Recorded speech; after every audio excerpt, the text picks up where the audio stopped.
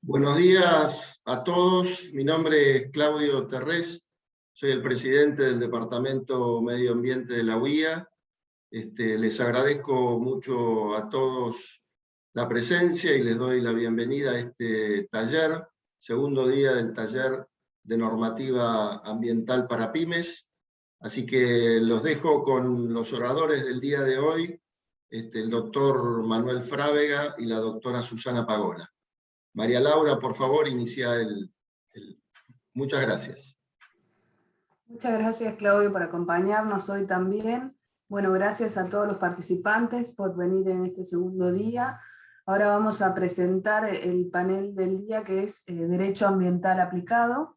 El primer orador va a ser Manuel Frávega, es abogado de la UCA, especialista en Derecho Ambiental, magíster en Derecho Corporativo de la Universidad de San Andrés, y especialista en gestión de asuntos corporativos e institucionales de la UCA. También es miembro del World Commission on Environment Law in the International Union for Conservation of Nature. Trabajó como abogado especialista en Derecho Ambiental en la dirección legal del Grupo Techint y como vicepresidente del Departamento de Ambiente y Desarrollo Sustentable de la UIA. Fue subsecretario de Fiscalización y Evaluación Ambiental del Organismo Provincial para el Desarrollo Sostenible, OPDS, y actualmente se desempeña como Environment Regional Senior Manager en Tenaris, autor también de muchos artículos especializados en la materia. Así que, Manuel, te doy la palabra para que inicies, y luego voy a presentar a nuestra siguiente oradora, que es Susana Pagola. Así que, adelante. Muchas gracias. Gracias a la UIA por la invitación. Gracias a todos por la participación. No sé si están viendo bien mi pantalla antes de empezar. Si ven la PowerPoint. La vemos bien. Bueno, muchísimas gracias. Entonces, bueno, gracias por la organización. La verdad que muy bueno la iniciativa. De tener un momento de reflexión, de encuentro y de análisis de la normativa ambiental aplicable, que fue particularmente aplicable a las pymes, al sector industrial. Así que bueno, lo que me pidió la UIA es hacer una pequeña aproximación en unos breves minutos sobre el régimen normativo ambiental en la provincia de Buenos Aires. Así que voy a compartir algunas pinceladas, digamos, no vamos a poder entrar en detalle, pero sí algunas pinceladas de lo que entiendo que es lo más relevante. Y por supuesto los invito y siéntanse totalmente libres a participar, a preguntar, a comentar. Tenemos el medio del Zoom nos permite hacerlo, así que bienvenido a todos los comentarios, preguntas. Cierto, perdón, Manuel, te interrumpo porque olvidé ese pequeño detalle. Vamos a ir contestando las preguntas a medida que se va dando la presentación, así que por favor utilicen el espacio de preguntas y respuestas que tienen abajo para hacer las preguntas. Gracias. Perfecto, gracias. Bueno, entonces empezamos.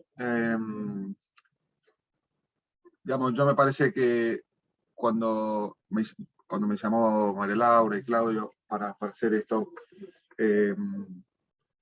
me pareció seleccionar algunas normas que entiendo son más interesantes y más concretas, sin perjuicio de que por supuesto hay otras, que entiendo que son las más aplicables, ¿no? en el día a día al quehacer industrial en la provincia de Buenos Aires. Entonces seleccioné estas, y aclaro por supuesto que hay otras, y hay un sinfín de reglamentaciones posteriores a estas normas, que algunas vamos a comentar y otras no. ¿Cuáles son estas normas y por qué las elegí?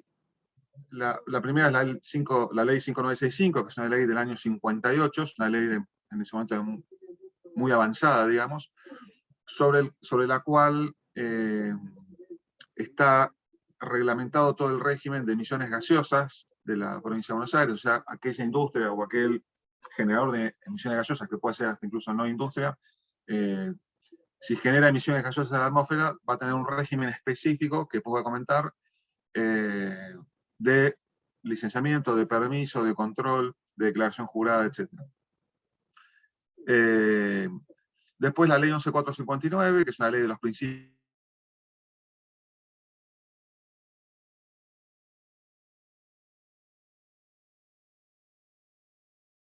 la ley de residuos especiales, la ley 11720, que es el régimen justamente de generación y gestión de los residuos especiales, lo que a nivel nacional llamamos residuos peligrosos. Luego la Ley General del Ambiente, que establece un poco el marco general, genérico de las grandes disposiciones ambientales en la provincia de Buenos Aires. El Código de Aguas, para aquellos permisos, por ejemplo, de captación o de vuelco de agua en la provincia de Buenos Aires, y la Ley de Pasivos Ambientales, justamente para darle una gestión a aquellos pasivos o sitios contaminados, como puede ser tierra contaminada, tanques subterráneos, que están presentes en un establecimiento. Por ejemplo, cuando uno se muda y compra un predio nuevo y ve que se encuentra con la sorpresa de que hay, por ejemplo, si no salió en la due diligence o en el control previo, que hay presencia de tanques subterráneos abandonados o ese tipo de situaciones, bueno, va a estar regulado en gran medida por esta ley. Pero antes de avanzar con lo que es, digamos, los permisos, que es un poco lo que voy a comentar, también creo que es bueno preguntarse qué son los permisos, ¿no? O hacerse estas preguntas, ¿no? ¿Qué son, para qué, cómo y quién? Si bien son preguntas muy generales, después vamos a ver que en la práctica a veces son difíciles de responder. Pero básicamente, ¿qué son? Los permisos justamente son actos administrativos que emite el Estado en el marco de sus competencias para autorizar o no autorizar, porque el Estado puede también rechazar una solicitud, la generación de una actividad, en este caso una actividad industrial, bajo ciertas condiciones ambientales. Entonces, como decíamos, el Estado puede rechazar, puede aceptar o puede aceptar con ciertos condicionamientos o ciertos requisitos técnicos. Ahora ya no se habla tanto de condicionamientos porque hubo un fallo de la Corte Suprema hace unos años que dice, bueno, a los permisos ambientales no hay que condicionarlos, ¿sí? O se cumplen o no se cumplen, y si se cumplen hay que cumplirlos bajo ciertas condiciones técnicas específicas. ¿Para qué? Justamente para poder tener una convivencia social y una armonía y un control del Estado de que las actividades se desarrollen conforme a los buenos estándares de la gestión ambiental y la gestión industrial, y establece ciertos, digamos, condicionamientos, ciertos requisitos, ciertos monitoreos que hay que hacer, etc. El cómo, bueno, es un proceso administrativo que se desarrolla con la autoridad, o sea, el privado con la autoridad. Algo muy a detener sobre esto, porque el cómo ha variado en los últimos años, se ha intentado pasar de un soporte, de una gestión del soporte papel a un soporte de toda la tramitación en soporte digital, con lo cual tiene sus bemoles, que los vamos a comentar más adelante, y después quién, ¿no? Que si bien es una pregunta bastante básica, a veces no está claro quién tiene que emitir el permiso, o sea, qué autoridad, porque hay veces que confluyen distintas autoridades, ya sean provinciales, ya sean municipales, o ya sean nacional, o sea, provincial, municipal y nacional. Entonces, a veces las normas no están claras, y uno, el regulado, el industrial, no sabe a quién pedirle, si le tiene que pedir a uno, a los tres, a dos. Eso es por defecto de justamente las reglamentaciones o las normas que tenemos, o por la distribución de competencias. Y después, a veces no está claro si yo soy sujeto obligado a esa reglamentación, ¿no? Entonces, si bien, como decía, para cerrar, son preguntas básicas, a veces en la práctica no están tan claras. Por eso es importante que el marco normativo siempre sea lo más transparente, lo más claro, que dé la mayor certeza jurídica a efectos de que sea operativamente lo más explícito y concreto para poder ejecutar y cumplir. En la provincia de Buenos Aires, puntualmente, a diferencia de otras provincias, tenemos dos autoridades ambientales. El OPDS, que es el Organismo Provincial para el Desarrollo Sostenible, y el ADA, que es la Autoridad del Agua. Es decir, confluyen dos autoridades que tienen competencias ambientales y que dependen de ministerios distintos y que tienen regulaciones distintas. Entonces, esto no me quiero detener mucho, pero digamos, trae ciertas complejidades o ciertos cuestionamientos que uno podría hacerse, porque, por ejemplo, ¿por qué tenemos dos autoridades para un mismo tema? Si es correcto o no, desde el punto de vista de políticas públicas. No me quiero meter en ese tema, pero lo cierto y lo real es que sí, efectivamente tenemos dos autoridades. Entonces, pasa muchas veces que ya sea para un parque industrial o para industrias, van a tener que pedirle permiso a estas dos autoridades, según obviamente el tipo de actividad industrial que se realice. Bueno, el OPS emite una gran cantidad de permisos, podemos ver algunos más. Yo puse acá algunos: la DIA, que es la declaración de impacto ambiental; el CA, que es el certificado ambiental; el LEGA, que es la licencia de emisiones gaseosas; el CHE, que es el certificado de habilitación especial para la gestión de residuos especiales, y otros que voy a comentar más adelante. Y después el ADA, fundamentalmente, tiene lo que es, como decíamos antes, lo que es el permitting para la gestión del agua, del recurso agua, ya sea desde su captación, desde su uso industrial, ya sea una captación superficial o desde el río, por ejemplo, de un río, los que están sobre, por ejemplo, el río Paraná o sobre algún río grande de la provincia de Buenos Aires, o la captación subterránea con pozos de captación subterránea para darle un uso industrial a esa agua. Y después para digamos, cuestiones de obras, algún tipo de obra hídrica o hidráulica también emite permisos. Esto como para una introducción. Ahora nos vamos a meter en detalle en algunos de ellos para comentar. Bueno, entonces empezamos con la Ley de Licenciamiento Ambiental de Industrias y Agrupamientos Industriales, que es la Ley 11459. Como les decía, es una ley de los principios de los 90, del año 93, es decir, previa a la reforma de la Constitución, tanto nacional como provincial, y trata de hacer un régimen jurídico específico desde el punto de vista ambiental para el permiso y las autorizaciones desde el punto de vista ambiental para el funcionamiento de las industrias. Entonces, la primera pregunta que hay que hacerse es si la actividad que yo realizo es una actividad industrial o no. Es decir, si es industrial, está digamos, alcanzada por esta normativa; si no es industrial, por ejemplo, si es artesanal, no está alcanzada por esta norma. Entonces ahí la normativa establece una definición de qué es establecimiento industrial, que básicamente es donde se desarrolle un proceso, donde haya transformación de una materia prima para la obtención de un producto final mediante métodos industriales, ¿no? Sintetizando. Acá una de las claves es esto, el método industrial. Lo menciono porque justamente es importante distinguir si soy una industria o no, porque todo el marco normativo que está detrás de esto va a ser totalmente distinto según la respuesta que estemos hablando. Y esto, si bien parece un poco básico, hay veces que en la práctica no se da así. Por ejemplo, un caso típico es el de las cerveceras artesanales, que se han desarrollado mucho en nuestro país en los últimos años, y que obviamente las cerveceras artesanales tratan de ubicarse en lugares más urbanos, justamente por el consumo urbano, donde se fabrica, se vende y se consume. Y esto ha traído algunos problemas, porque si no es industria, puede establecerse dentro del núcleo urbano, pero si es industria, no podría. Y así hay otros casos, digamos, de regulación, como pueden ser, por ejemplo, depósito de insumos o de coproductos o lo que sea, o almacenamiento a escala industrial, si es industria o no. Eso, bueno, está regulado, después voy a comentar algo al respecto, pero me parece que es algo importante tener en cuenta. Y después también todo lo que es agrupamiento industrial, ¿no? Todo lo que es parques industriales, parques logísticos, sectores industriales planificados, etc. Todos esos agrupamientos industriales que tienen una regulación específica también están alcanzados desde el punto de vista del licenciamiento ambiental por la ley 11.459 y tienen que tener su permiso, digamos, independiente o adicional al permiso que tienen que tener las industrias que conforman ese parque industrial o ese agrupamiento industrial. Es decir, no es suficiente que ese parque industrial tenga un permiso, sino también que las industrias que están dentro de ese parque industrial lo tengan individualmente.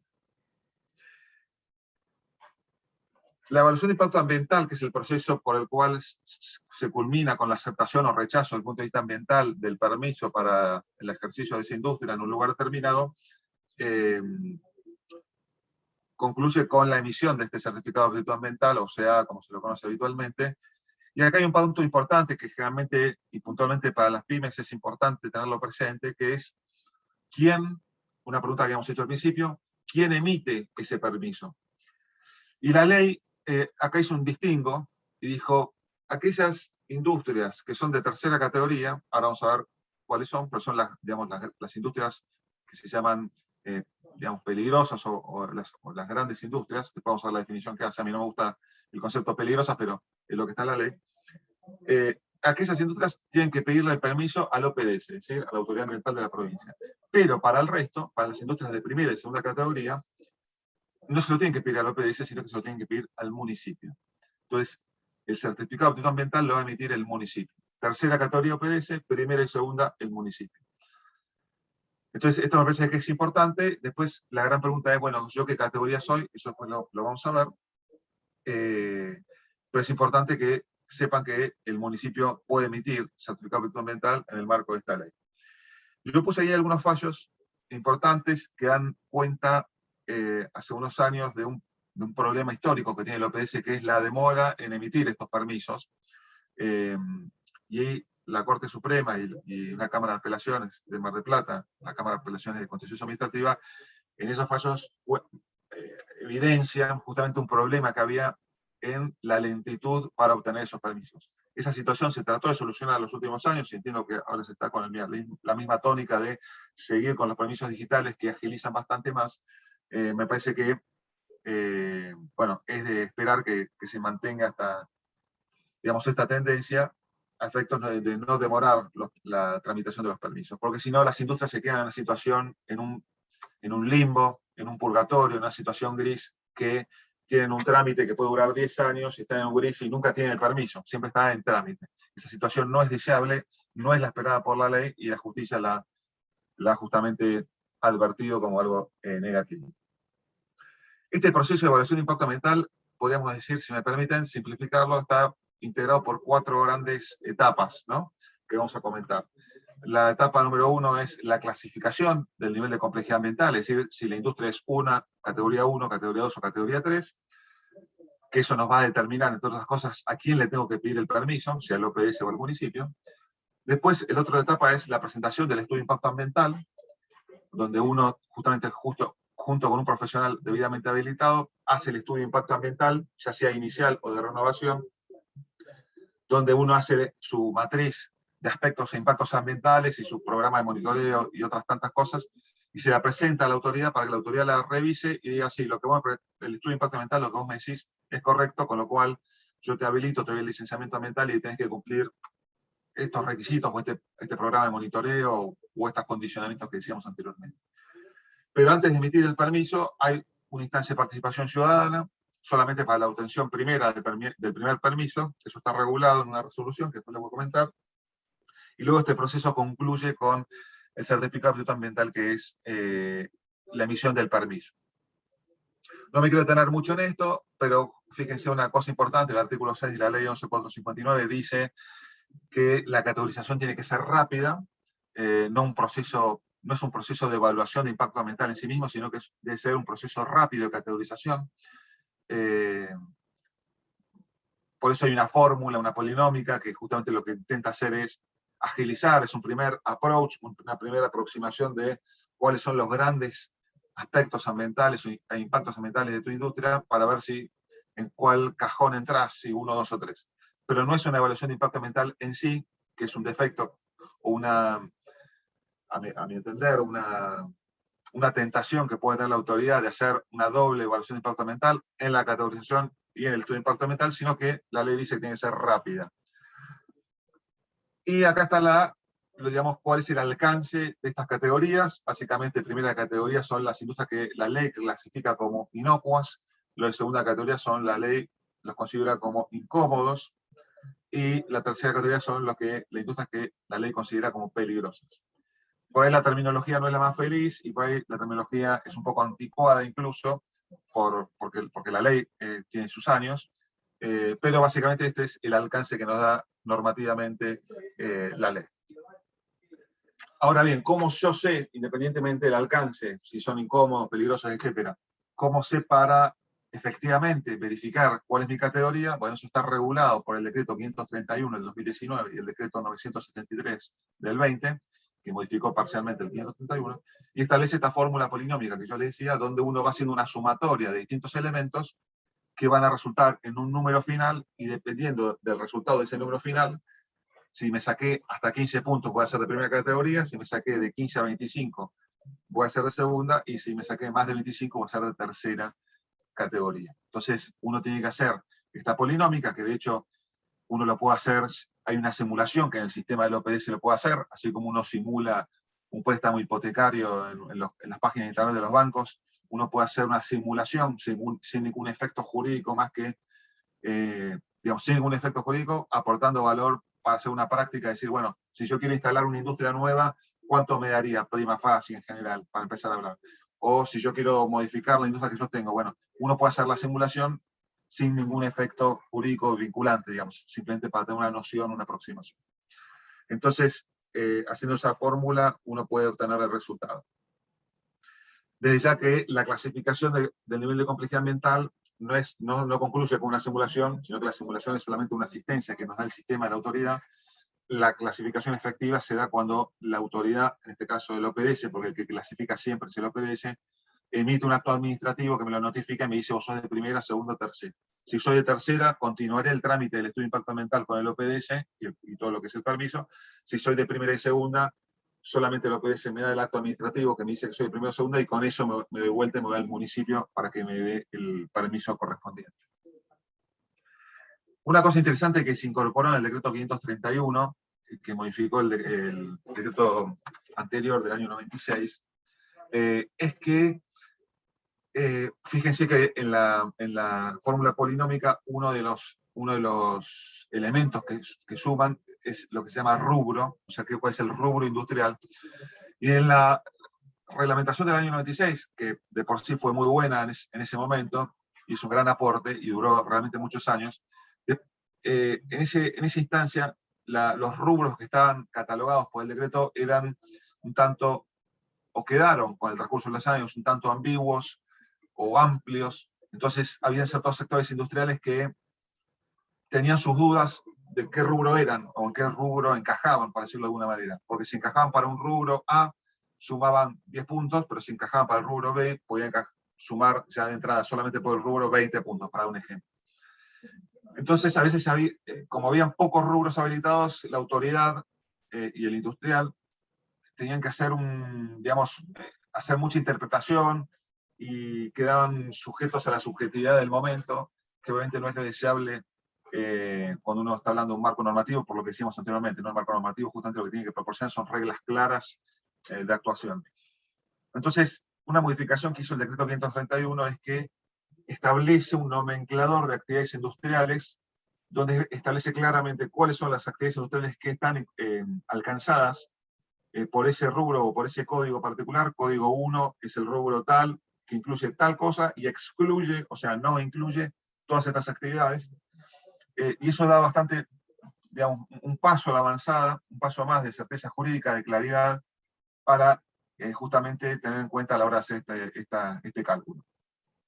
Y otro comentario es que ese nomenclador que se incorpora en el anexo es el mismo nomenclador que tiene ARBA para cuando habilita desde el punto de vista impositivo la actividad industrial precisamente de estas empresas. Entonces, hay una coincidencia entre estos dos organismos, el fiscal y el ambiental, y hablamos el mismo idioma. Si yo estoy habilitado por ARBA en todo lo que es la parte fiscal bajo esta actividad industrial, es entendible y es comprensible y es razonable que desde el punto de vista ambiental y de los otros puntos de autorizaciones que me tiene que dar la provincia, hablemos del mismo rubro. Entonces, eso se hizo una clarificación y se unificó este nomenclador, que creo que es un paso interesante. Nada, el paso de categorización antes se demoraba mucho tiempo, no me voy a detener en esto. Hoy es muy sencillo, es digital. Ahora no sé cuánto está tardando, porque estamos también en una situación un poco más extraña por la pandemia y demás. A mí lo que me consta es que hasta antes de la pandemia esto funcionaba rápidamente, sin perjuicio de que había una gran demora histórica que había que solucionar, ¿no? Pero lo que quiero decir es que antes uno podía tardar hasta 3 años en categorizarse, 4 años, y hasta el 2020 hemos visto casos de promedio un mes, ¿sí? La categorización. Se han hecho categorizaciones más rápidas, pero el promedio era alrededor de un mes. Ojalá poder volver a la normalidad y seguir avanzando en este sentido. Y otro punto, no me quiero detener mucho más en esto porque no me queda mucho tiempo, pero un punto muy importante es lo que establece el artículo 7, que dice, bueno, para presentar el inicio del pedido para obtener el certificado de aptitud ambiental, el industrial tiene que presentar estas cosas, ¿no? Está en el artículo 7, la memoria descriptiva, el proyecto. Pero hay un punto que siempre es el más conflictivo, que es el de la zona apta, que es el inciso D. Que justamente cuando uno va a obtener el permiso ambiental, lo que le pide la ley es que esté en una zona apta. No está claro zona apta para qué o zona apta bajo qué aspecto, o sea, qué es zona apta. Pero esto, especialmente para aquellas industrias que están en aglomerados urbanos, como puede ser el conurbano, u otras situaciones que se dan en la provincia de Buenos Aires, puede tener complejidades. Porque puede estar justamente en zonas que eran aptas hace 50 años y que hoy no son aptas para una actividad industrial. O puede estar en zonas que nunca han sido aptas para nada, porque también tenemos municipios que hace más de 40 años que no tienen su código de planeamiento urbano sancionado o actualizado. Entonces acá empezamos otra vez con una situación compleja. Yo simplemente es un tema largo, no me quiero detener mucho, pero sí quería remarcar como un punto que es fundamental para el licenciamiento ambiental, además del licenciamiento social que nos va a meter, pero para el licenciamiento social, la parte de la aptitud de la zona es un ítem muy importante. Hay todo un marco normativo alrededor de lo que es la aptitud de la zona, empezando por el decreto 8912, que es el decreto que establece el régimen jurídico del uso del suelo de la provincia de Buenos Aires, pero abajo ese decreto del 8912, que si mal no recuerdo es del año 77, hay un conglomerado de normativas muy específicas que regulan justamente las aptitudes de las zonas y el régimen del uso del suelo, además de las competencias que tienen los municipios. Pero simplemente quería remarcar este punto como un punto importante a revisar y a tener en cuenta. La participación ciudadana...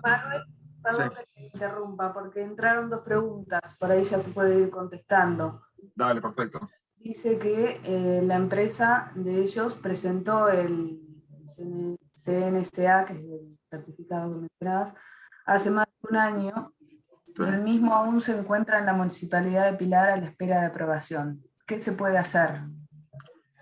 Bueno, ese es un problema porque, como yo decía, el CNC ahora que es digital para el OPDS, pero también es digital para los municipios. Y esto que yo creo en principio es muy bueno, porque antes era todo en papel, entonces uno iniciaba el trámite en un lugar y en otro, lo iniciaba el municipio, después el municipio lo llevaba al OPDS, el OPDS lo revisaba, lo mandaba al municipio, si faltaba un papel volvía al OPDS, bueno, y en todo ese trajín sumábamos kilómetros, millas, tiempo, horas hombre, logística, y por eso demoraban tanto los permisos. Ahora con un solo clic el expediente va viajando de uno a otro. Para eso la interlocución de los municipios es fundamental. Todos los municipios fueron capacitados y saben usar, y el de Pilar desde ya, este sistema. Si no responde el municipio, obviamente uno podría ir a hablar con la autoridad, a reclamárselo, podría ejercer alguna acción legal para generar algún pronto despacho, un amparo por mora, no sé, dependiendo de la situación jurídica, o sea, exigiendo ya no in voce, sino también jurídicamente usando todos los recursos. Y en esto quiero también desmitificar un poco el amparo por mora o el pronto despacho, como que una vez se escucha en los pasillos como que es mala palabra, y no es mala palabra, es un recurso jurídico que está disponible, digamos, en el cuerpo normativo y se usa mucho. Yo creo que se usa mucho más de lo que en general la gente cree. Y es un recurso totalmente legal y no hay ningún problema. Con lo cual, habría que ver el caso puntual, pero que no responda al municipio es una situación complicada, entonces yo creo que habría que hacer una gestión con el municipio, institucional o también puede ser jurídica. Y por otro lado, yo creo que también es importante hacer una gestión ante el OPDS, ¿no? Notificar al OPDS esta situación y ver también si la complejidad de por qué está parado hace más de un año, que no debería estarlo, si hay algún problema en el sistema. Hay gente del OPDS que está enfocada sobre este tema, hablar con la mesa de ayuda del OPDS o mandar un mail a la gente de la mesa de ayuda que está en los contactos en la página de internet. Me parece que haría un poquito todo esto, pero bueno, habría que ver el caso particular obviamente, pero lo que sí quiero decir es que no debería estar más de un año en el municipio bajo ningún aspecto. Básicamente el municipio lo que tiene que decir en este proceso de clasificación del CNCA, tiene que decir justamente si la zona es apta o no. No tiene que decir más que eso, o sea, no puede tardar un año en decir eso. O sea, ellos lo que tienen que decir es adjuntar copia de la zonificación, dicen si es apta o no es apta, porque es justamente la competencia de la aptitud de la zona o del uso de suelos del municipio, y se le vuelve al OPDS. No puede demorar un año en decir eso. Espero haber respondido. Sí, creo que sí, por lo menos de mi parte. Hay otra pregunta, dice, respecto a la zona a localizarse, elegir un parque industrial sería una ventaja ya que están habilitados para un uso específico del suelo. ¿Cómo interactúa la normativa entre los permisos de las empresas y el del parque? Coincido totalmente. Primero, digamos, el parque industrial como zona, como locación, es la ideal bajo muchos aspectos, bajo muchos puntos de vista. No, digamos, como decía yo anteriormente, el licenciamiento ambiental de las industrias, si vos querés instalarte en un parque industrial, tenés que tener tu permiso y todo este proceso que estamos comentando con el OPS individualmente, con el OPS, y después el parque industrial tiene que tener por su cuenta el permiso como parque industrial. Después hay normas contractuales entre el parque industrial y la industria, pero eso no es ambiental. Y después hay que ver, no sé, el caso particular, de qué industria estamos hablando, qué aspectos tiene, si tiene efluentes y demás, cómo los gestiona con el parque industrial y demás, pero bueno, justamente el parque industrial uno de los servicios que da es, en general, uniformar o dar apoyo a lo que es la gestión de los residuos, todo lo que es logística, los efluentes y demás. Pero, digamos, no habría ninguna oposición, sino todo lo contrario. Hay que hacer distintas gestiones de permisos, pero si vos te querés instalar ahí, tenés que avanzar con tu CNSA, con tu certificado de ambiental, y dentro del proceso del CNSA vos vas a decir que estás ubicado en un parque industrial, y te van a pedir una constancia y ya está. Y ahí si es un parque industrial, el suelo va a ser apto, el uso del suelo va a ser apto. Lo que hay que tener en cuenta es que hay parques industriales que están habilitados para ciertos tipos de categorías, ¿no? Las categorías de impacto ambiental, de CNSA 1, 2 o 3. Hay parques industriales que tienen habilitación para habilitar industrias de tercera categoría, otros de primera y segunda, otros solo de primera. Entonces, lo que sí tenés que tener en cuenta es que si te querés instalar en un parque industrial, que tus categorías justamente armonice con las categorías que tiene habilitada ese parque industrial. Claro, bueno, el primer caso de la empresa que hizo la pregunta, que tenía el certificado hace un año sin salir, está ubicada en el Parque Industrial de Pilar, así que bueno, creo que ahí están las preguntas, si queréis avanzar. Bueno, muchas gracias. Bueno, entonces, nada, simplemente de participación ciudadana no me quiero detener mucho, pero es algo que se hizo en el año 2019 con el decreto y con la resolución, que en la jurisprudencia lo que estamos viendo en los últimos años es que la justicia estaba justamente anulando los procesos de licenciamiento ambiental de industrias o de grandes obras por la carencia, por no haber tenido en su momento una participación ciudadana, que es un requisito establecido por la ley y por distintas normas, cuerpos normativos. Entonces esto ya se puso operativo para justamente no concurrir en esta falencia que después va a traer la nulidad y un dispendio de tiempo y energía administrativo. Y después, bueno, el paso final para todo esto es el certificado de actividad ambiental, la emisión de este permiso. La buena noticia es que en el 2019 se modificó la ley y se duplicó la vigencia de ese permiso. Antes eran 2 años, ahora son 4. Justamente con este ánimo de simplificar, de oxigenar. La historia ha demostrado, yo demostré algunos fallos, pero la historia ha demostrado, desde que existe el OPS y su antecesor, que nunca en la vida el OPS emitía los permisos cada 2 años porque no le daba la vida administrativa para hacerlo. Y además, en el benchmark, el derecho internacional comparado regional y de otros países, ningún país tiene un permiso de licenciamiento ambiental de industrias con tan poco plazo, con lo cual fue razonable la aprobación y modificación de esta ley a 4 años, que es una buena noticia. Esto no significa que por tener un permiso cada 4 años hay una falta de control por parte de la autoridad respecto al licenciamiento ambiental de esa industria. Todo lo contrario. Una cosa es el licenciamiento y otra cosa es la fiscalización y el control de policía de ese licenciamiento que dura 4 años. Son cosas distintas y es más, ahora que es todo digital, el programa de monitoreo y los programas de mejora se tienen que acreditar digitalmente, con lo cual el control es mucho más eficiente. Hay mucho más para comentar de este artículo, que se divide en las fases y demás, pero no me quiero detener mucho porque hay otros temas y tenemos poco tiempo. Pero simplemente quería pasarles esta buena noticia y esta distinción en fases, que fue un poco lo que vimos recién. Y después, lo último que agrega ese párrafo, que ya quedó desactualizado, pero que es un dato importante, que es,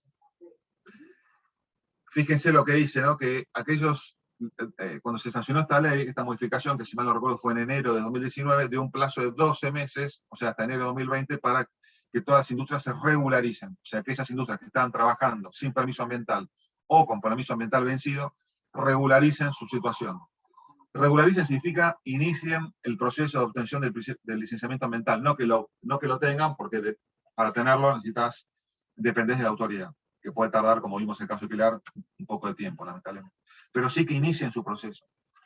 Este plazo ya está vencido, pero lo importante es el punto seguido que sigue, que es que en caso de no cumplimiento, es decir, en caso de que no se regularicen, se considera que ese establecimiento industrial operará de forma irregular y será pasivo de sanciones, ¿no? O sea, si vos trabajás, tenés una industria y no tenés el permiso ambiental, o por lo menos el trámite, se considera que es una situación irregular. Y esa situación irregular después, a la hora de las sanciones, van a ser sanciones muy amplias, hasta incluso la clausura. Yo acá simplemente pongo cómo son las fases de la ley que estableció en la modificación del artículo 11, que estas fases, que es el CNSA, o sea, la categorización, la aptitud ambiental de la obra, en los casos de los emprendimientos, las industrias nuevas que tienen que construir su obra de cero, su industria de cero, y la aptitud para el funcionamiento, que es la fase 3. Cada una de estas fases dialoga con otras fases de la autoridad del agua. O sea que hay un diálogo y hay una homogeneización de la secuencia de la tramitación entre el OPDS y la autoridad del agua, que creo que es algo importante o interesante porque, a pesar de que tenemos dos autoridades, las dos autoridades se pusieron de acuerdo en tener una estructura, un flujograma, un proceso homogéneo, ¿sí? Que dialoguen, que no estemos pidiendo que el OPDS nos pida cosas que después sean de imposible cumplimiento para el ADA o viceversa. Todo esto ahora tramita en su gran mayoría en una ventanilla única y en un sistema digital, que tiene sus manuales para el usuario, tiene sus videos de YouTube, de tutoriales, etc. Entre otras cosas. Y bueno, después, como decía, hay un poder de policía aplicado a esto, que no voy a detener porque es muy extenso, pero una de las cosas justamente del decreto establece qué cosas son graves per se, que es, por ejemplo, es grave, como dice ahí el artículo 18, aquellas conductas que ocasionen un daño a la salubridad o al medio ambiente, siempre que no configure una sanción muy grave, y representa una falta formal, aquellas que representan una falta formal con tal entidad que su configuración impide el funcionamiento del establecimiento por no contar con la habilitación o la renovación ambiental. Es decir, no tener un permiso ambiental es una situación grave. Y después están los criterios de graduación de las multas o de las sanciones, que también es algo importante a tener en cuenta, que por una cuestión de tiempo no lo voy a comentar ahora. Acá están un poco las normas que reglamentan en detalle todo este marco normativo nuevo. Hay una pregunta, no sé si Sí. se puede responder cortito para no Dale. demorar más. También es una sugerencia que te piden. ¿Qué pasa si el certificado de aptitud ambiental se venció en el 2019, se presentó la renovación y no hubo respuesta? ¿Qué se podría hacer? Muy buena pregunta. Ahí hay que hacer una distinción de situaciones. Una cosa es aquellas industrias que están renovando su permiso antes de la sanción del decreto 531, que si mal no recuerdo se publicó en el Boletín Oficial el 23 de mayo del 2019. Si vos antes del 23 de mayo habías presentado tu solicitud de renovación del certificado de aptitud ambiental en papel de acuerdo a las normas que regían antes del 23 de mayo, lo que dice la normativa dice que vos podés continuar en papel. Y le tenés que expresar al OPDS, porque dice que esa opción de interesado, se lo tenés que expresar formalmente. Tenés que escribir una nota al OPDS diciendo, atento a que el decreto tal y la resolución tal dicen que yo puedo continuar en papel, quiero continuar en papel, porque yo ya estoy avanzado. O sea, yo ya la solicitud de renovación ya la presenté, ya hice todos los papeles, no quiero migrar a digital ahora cuando ya tengo todo presentado. Esa es una situación.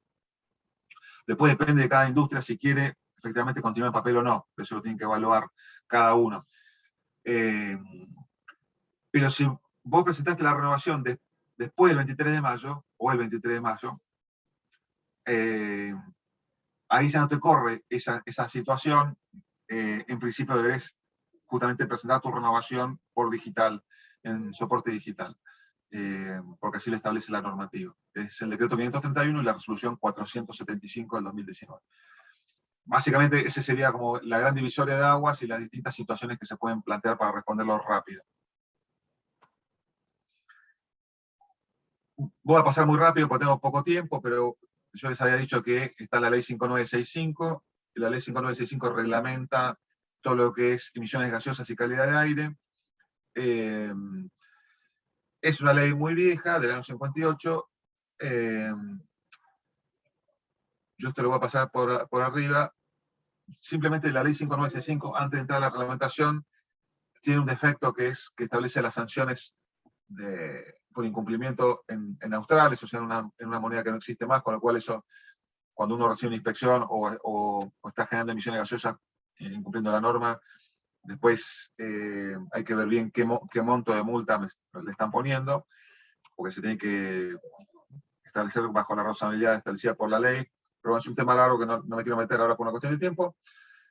Yo sí quería comentar que el tema de emisiones gaseosas, aquel que emite una emisión gaseosa, es justamente un ítem para el cálculo del nivel de complejidad ambiental. O sea, es algo importante en el impacto ambiental de una industria. La norma reglamentaria que reglamenta justamente el permiso de emisión de emisiones gaseosas es el decreto 1074 del 2018. Este decreto modifica el 3395 del año 96, y también, básicamente, lo que hace es modifica o actualiza ese régimen de licenciamiento ambiental para las emisiones gaseosas, con todo un compendio normativo. Pero básicamente, si tuviésemos que sintetizar, yo creo que lo primero que remarcaría es esto, ¿no? Que duplica la vigencia de 2 a 4 años del permiso, en esta misma lógica que veníamos hablando del certificado de actividad ambiental, con la misma lógica de duplicar y darle más oxígeno y de justamente ir en par o ir a la misma secuencia del certificado ambiental. Después se crea este registro público de licencia de emisiones gaseosas, es decir, el OPDS, que es el que emite la licencia de emisiones gaseosas, la emite siempre el OPDS, aunque uno sea industria 1 o 2, que el certificado de aptitud ambiental lo da el municipio, la licencia de emisiones gaseosas lo da siempre el OPDS, aunque sea la categoría que sea, 1, 2 o 3. Este registro que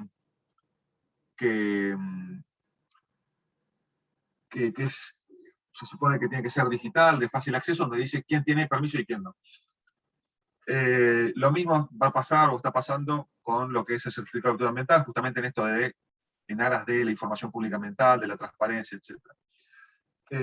Después hay un régimen para lo que es situación anormal y de emergencia, cuando uno tiene alguna bocanada o alguna emisión gaseosa fuera de norma, o lo que sea, hay un régimen específico que también está reglamentado por la resolución 3722 del 2016.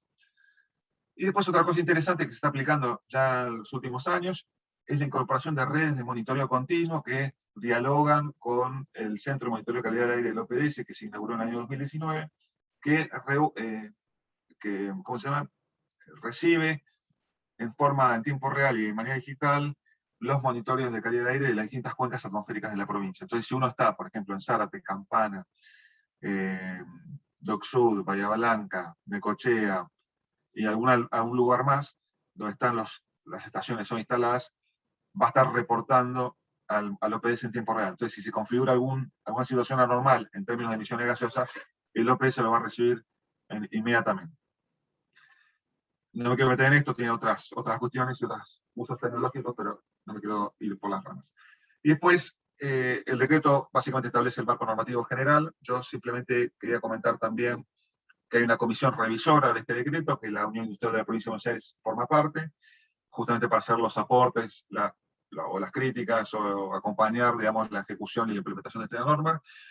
Después el detalle de esta normativa está en la resolución 559, donde uno ahí puede ver efectivamente cómo puedo tramitar este permiso, qué es lo que me van a pedir, qué es lo que tengo que presentar, en qué plazos, qué formularios, cómo se hace, todo esto se hace además digitalmente.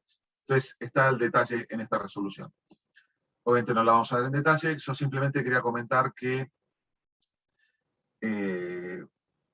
tiene una secuencia y una estructura específica, donde si ustedes pueden ver, no sé si ven mi mouse, hay ciertos documentos que son relevantes, como es el estudio de emisiones gaseosas a la atmósfera, que es como un estudio de impacto ambiental, si me permiten la expresión, de emisiones gaseosas a la atmósfera.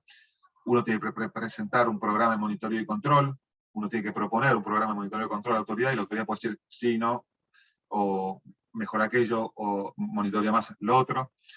Y después tiene un informe técnico de la autoridad, en el cual donde va a decir si va a dar el permiso o no, y por qué.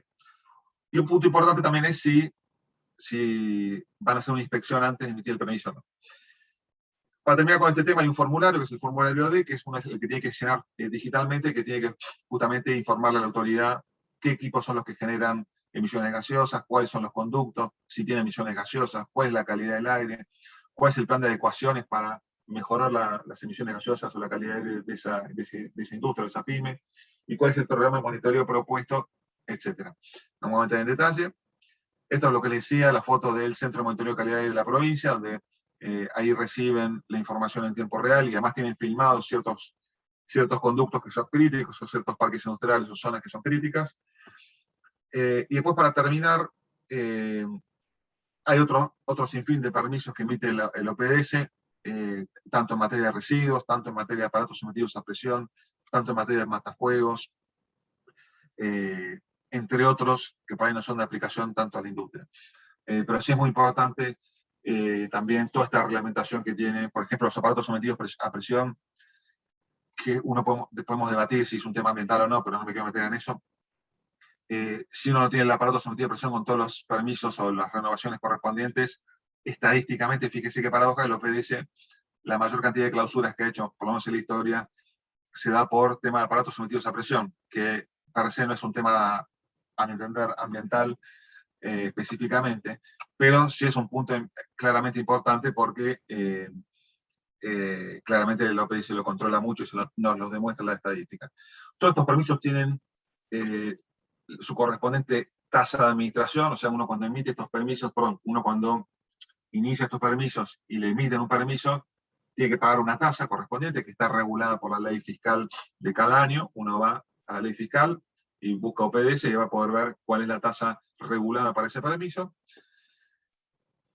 Termino ahí con OPDS. Un simple comentario de 1 minuto con la situación que se da a aquellos que tengan tanques de almacenamiento, tanques aéreos de almacenamiento de hidrocarburos, que es la resolución 785, que es una resolución de la Secretaría de Energía. Tiene todo un programa de auditorías específico, que no me voy a tener en detalle en esto, pero sí aquellos que tengan estos tanques tienen que tener en cuenta que tienen una regulación específica de la Secretaría de Energía de la Nación. Es un punto que de hecho la UIA viene conversando con la Secretaría hace tiempo, porque no estaba de acuerdo con esta reglamentación, por distintos puntos, digamos. Y después lo que es autoridad del agua, y con esto sí ya termino, está regulado para la resolución 222, donde se establecen estos 8 permisos, son 4 permisos de aptitud y 4 permisos de permisos, digamos. La aptitud es previo a la ejecución de obras, ya sea de captación de agua superficial o subterránea, o de obra hidráulica, y de vuelco. ¿Sí? Si uno tiene un vuelco, un efluente, tiene que tener el permiso. Son permisos que están 100% online, desde el año ya 2016, tienen su manual de ayuda, sus tutoriales, etc. Un punto importante es el tema, yo hablaba de tasas, un punto importante es el tema del canon del agua, que es justamente un punto que también la Unión Industrial Argentina viene reclamando hace tiempo a la Autoridad del Agua, porque la Autoridad del Agua puso o reglamentó hace el año 2013 la aplicación de un canon, de una, si quieren decirlo, un tributo por el uso industrial del agua, que el ADA emite una factura a aquel que haga este uso industrial del agua. Con esto terminé, hice un pantallazo genérico. No sé si hay alguna pregunta o comentario. Quería simplemente remarcar los grandes puntos y aspectos de la reglamentación principal ambiental de la provincia de Buenos Aires. Sí, hay una pregunta más que me gustaría hacerte, que dice, como responsable de una pyme, ¿qué sistema podría utilizar como tablero de control de todos estos permisos y procesos para tener seguimiento y supervisión de los procesos de los equipos colaboradores? Muy buena pregunta. Bueno, cada vez más se está difundiendo el sistema de gestión ambiental ISO 14000. Ahí depende obviamente de... Eso conlleva obviamente una organización y también un costo asociado, pero que creo que el sistema la ISO ayuda justamente a tener un sistema de gestión interesante en general. Si no se aplicara la ISO 14000, la verdad que no tendría la respuesta, más que sí tener un correcto asesoramiento, un correcto personal que lleve estos temas, ¿no? Porque, como vimos recién, y yo hice un repaso muy rápido, son muchos permisos que confluyen, son muchos plazos, muchos pedidos, muchas situaciones que se pueden dar, y es importante, obviamente, tenerle seguimiento, porque además, sin lugar a dudas, la agenda ambiental y la agenda de cambio climático cada vez más están más en la etapa de la acción del Estado, ¿no? O sea, están cada vez más presentes, más control, más fiscalización, cada vez hay más tecnología para controlar esto, con lo cual la tecnología ayuda mucho a ver las bases de datos, si se vencieron los permisos, si los pidió, si no los pidió, en qué situación está. Hay también la tecnología en lo que es el control, la fiscalización en sí misma. Así que diría esto como respuesta. Bueno, muchas gracias, Manuel. La verdad que fue un pantallazo general. Hay un montón de temas que seguro quedan afuera, pero bueno, para hacerlo apto para presentarlo en un seminario lo tuvimos que acotar un poquito. Así Sí, que claro. con la presentación igual quedamos en contacto, vamos a dar los contactos para que puedan enviar consultas si tienen. Y ahora, si nos acompañas, Manuel, voy a presentar a la siguiente oradora, Susana Pagola. Bueno, ella es abogada, especialista en Derecho Ambiental de la UBA, cuenta con más de 20 años de experiencia en la especialidad, asesorando empresas y cámaras empresariales. También es asesora en distintos organismos provinciales y nacionales, ejecutivos, así como en el ámbito legislativo en el área de Derecho Ambiental. Y, por supuesto, es miembro del Departamento de Medio Ambiente de la UIA, en representación de la Cámara Argentina de las Industrias de Bebidas Sin Alcohol, CADIPSA. Susana, te doy tu espacio.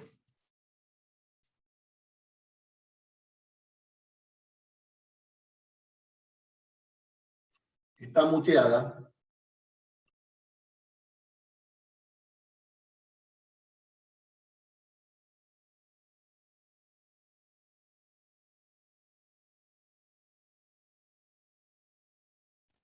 Ahora sí. Buenos días, ¿cómo están? Gracias, Laura, por la introducción. No sé, creo que ¿están Te viendo la salió la pantalla que acabo de presentación. compartir? ¿Perdón?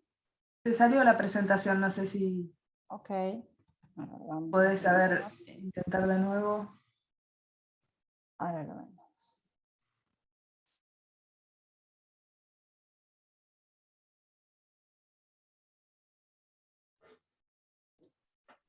Ahí está. Bueno, gracias. Buenos días a todos. Gracias, Manuel. Excelente tu presentación. Muy claro y muy útil. Yo voy a seguir la línea de Manuel, de darle un aspecto bien práctico y concreto para que sea sobre todo de utilidad e interés a las pymes que han tenido la amabilidad de responder a esta convocatoria. Y gracias por invitarme. La idea de mi presentación, entonces, y siguiendo esa tónica, ese texto que ha puesto Manuel tan claramente, en principio yo voy a hablar de ACUMAR, que es una autoridad que, bueno, sin duda trae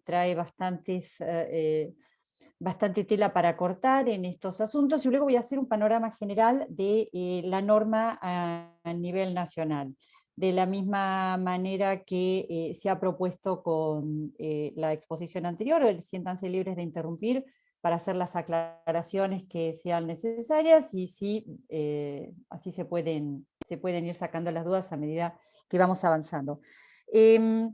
Primero voy a hacer una breve introducción de qué es ACUMAR, cómo surge. En el año 2006, a través de la ley 26.168, se crea la Autoridad de Cuenca Matanza-Riachuelo. Se creó como una respuesta a lo que luego fue la causa Mendoza, que este fallo donde la Corte ordena al Estado Nacional, a la provincia de Buenos Aires y a la ciudad de Buenos Aires a sanear el río Matanzas-Riachuelo y la cuenca circundante. Por eso es que esta autoridad se crea como un ente interjurisdiccional, o sea, por encima tanto de la ciudad de Buenos Aires como de la provincia de Buenos Aires. Estos partidos son los que están involucrados, y la ciudad de Buenos Aires. Inicialmente, o sea, geográficamente siempre tiene que ser la cuenca, porque la verdad es que el área de incidencia ambiental es la cuenca geográfica. Ahora, en un principio, cuando Acumar empezó a desarrollar su actividad, decidió Acumar que el ámbito de aplicación fuese el ámbito político de cada partido. Luego, por una decisión de la Corte, que obviamente fue acatada por Acumar, se restringió exclusivamente al ámbito geográfico. Por eso es que hoy, dentro de un mismo partido, puede suceder que de una vereda estén dentro de Acumar y en la vereda de enfrente no. Así es como empieza a funcionar esta autoridad, que está compuesta por 8 integrantes. Un presidente, que es designado por el Poder Ejecutivo Nacional, que a su vez tiene un director ejecutivo, un consejo directivo. El consejo directivo está conformado por las representaciones de las distintas jurisdicciones, un representante del Poder Ejecutivo Nacional, un representante por la provincia de Buenos Aires, 2 representantes por la provincia de Buenos Aires, 2 por la ciudad autónoma y 3 por el Poder Ejecutivo. Ese consejo directivo es el que aprueba las normas que el presidente y el director ejecutivo de Acumar proponen. Nada se puede aprobar sin la previa participación de ese consejo directivo. Además, Acumar tiene 2 cuerpos. Por un lado, tiene el Consejo Municipal, que está conformado por todos los municipios que forman parte de Acumar, y un Consejo Consultivo, que si bien no tiene facultades de voto para decidir qué sí y qué no se debe hacer dentro de Acumar, ese Consejo Consultivo, cuerpo colegiado, comisión de participación social, que está integrado por distintas organizaciones, como por ejemplo FARN u otras organizaciones importantes y representativas de los actores que tienen incidencia sobre la cuenca, ese consejo consultivo siempre es escuchado y opina, y para apartarse de las opiniones del consejo consultivo tiene que haber un buen argumento. En general, el consejo consultivo es quien impulsa determinadas normas que luego Acumar evalúa si corresponde o no corresponde y las aprueba o no las aprueba. Bien, ¿qué facultades tiene Acumar? Aquí hay cosas de orden práctico que es importante tener en cuenta. Acumar fue creada para unificar el régimen aplicable en materia de vertidos a emisiones gaseosas y vertidos líquidos, emisiones líquidas a los cuerpos receptores. Ahora, ¿qué sucede con la norma local? ¿Qué sucede con la provincia de Buenos Aires y con la ciudad de Buenos Aires, que por su parte tienen su propia normas de calidad de vertido?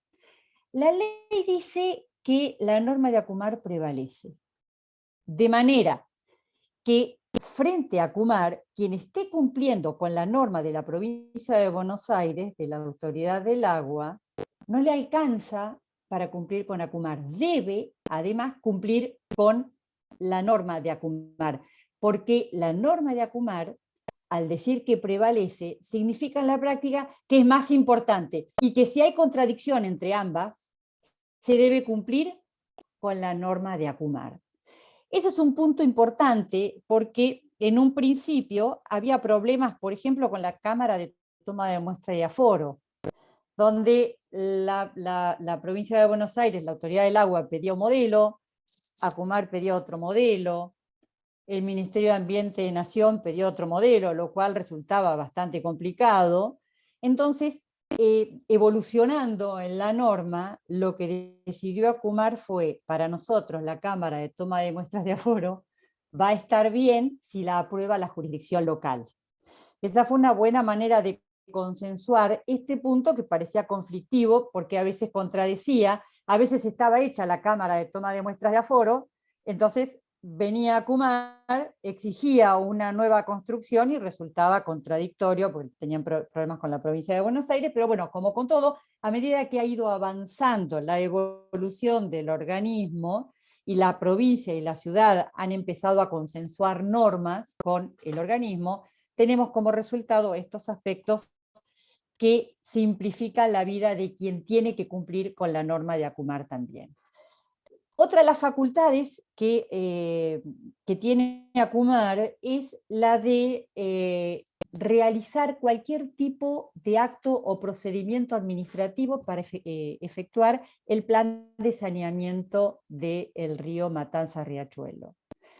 Esto en realidad tiene ciertos límites, porque al principio, bueno, fue, como ya dije, todo bastante confuso, pero hoy, tal como explicó Manuel, procedimientos tales como una evaluación de impacto ambiental, un permiso de extracción de recurso hídrico subterráneo o un permiso de vuelco, se tramitan en las autoridades locales y se presentan en Acumar. Acumar, cuando solicita el empadronamiento o cuando solicita información, va a solicitar los permisos locales.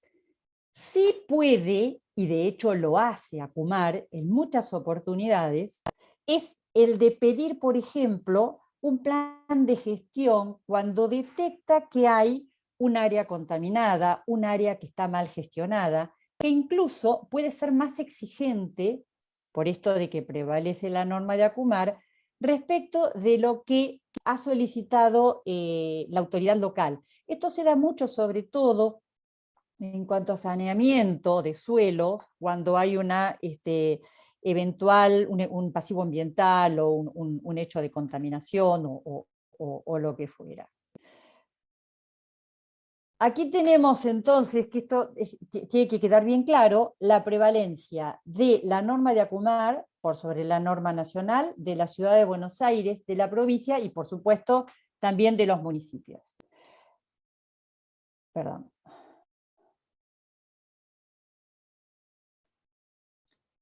¿Qué acciones puede tomar Acumar para el ejercicio de las funciones?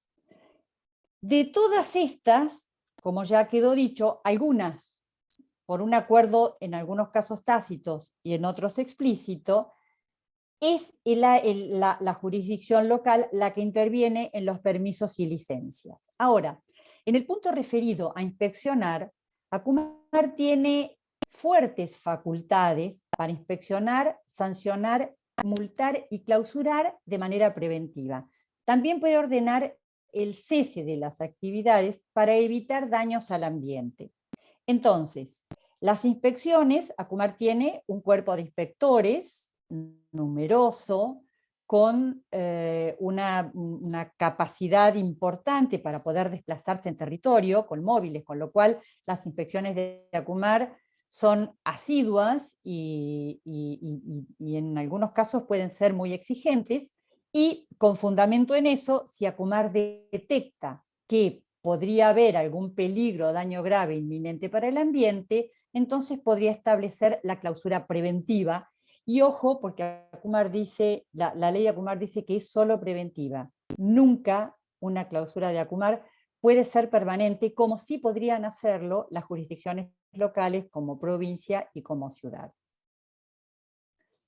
Ahora vamos al punto que a mí me parece que puede llegar a ser el más importante o el que más puede llegar a preocupar hoy a las industrias que estén instaladas en el ámbito de Acumar, que es el tema de la calidad de los vertidos. Acumar en el año 2007 estableció por la resolución 1 del 07 la tabla consolidada de parámetros admisibles para límites de vuelco de efluentes líquidos en todo el ámbito de la cuenca. Esa es la que hoy está vigente. Y va a estar vigente hasta el 31 de diciembre del 2021. Porque a partir del 1 de enero del 2022 entra en vigencia la resolución 46 del 2017, que fue modificada por la resolución 283 del 2019. Entonces, si hoy ustedes quieren ver cuál es la normativa, buscan resolución 283-2019, que contiene el texto consolidado y actualizado de la resolución 46. ¿Qué significa esto? ¿Qué significa esto? Que a partir del 1 de enero del 2022, los parámetros de vuelco de aquellos establecimientos que estén en el ámbito de la cuenca deben cumplir en principio con el anexo A y con el anexo B. Ahora voy a tratar de explicarles por qué es bastante confusa la norma, prevaleciendo siempre el límite de vuelco más exigente.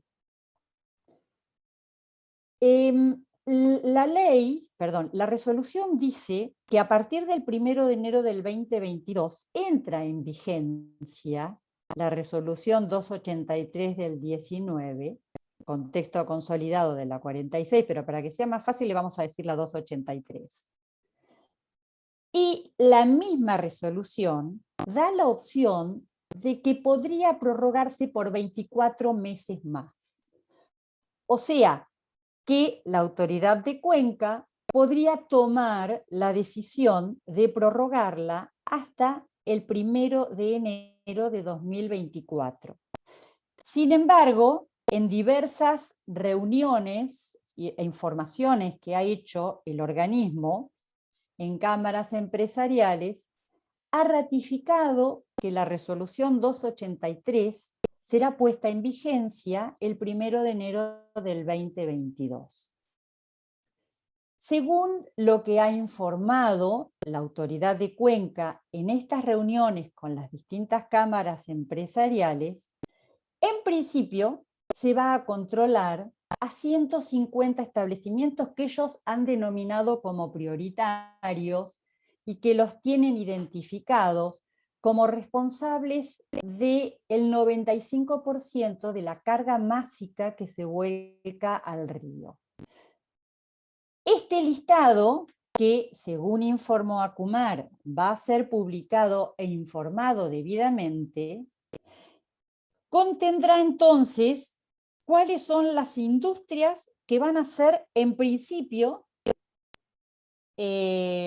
inspeccionadas y a las cuales se les va a exigir el cumplimiento de la resolución 283.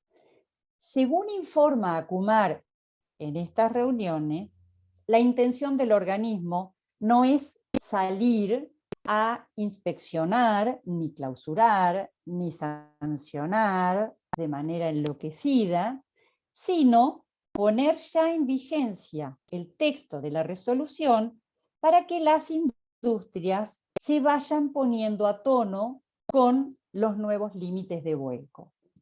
Ha dicho el organismo que ellos son muy conscientes de las dificultades que plantea la vigencia de esta resolución, porque los parámetros son sensiblemente más exigentes, y en algunos casos se solicita tratamiento primario, secundario y terciario para alcanzar estos valores, pero de nuevo reitero que Acumar ha informado que en 3 meses más se va a poner en vigencia. ¿Qué dice la resolución?